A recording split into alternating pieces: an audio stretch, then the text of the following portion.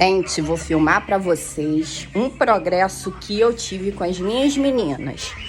Só mães com criança com investigação de autismo ou com autismo vão me entender, tá? Meninas, mamãe vai ligar o aspirador, tá? Fica quietinha aí, tá? Sem pular.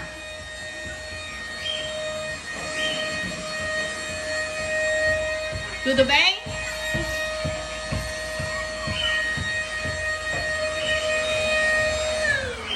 Algumas semanas atrás eu não poderia nem hipótese alguma ligar o aspirador, que elas estariam gritando pela casa, trancando a porta.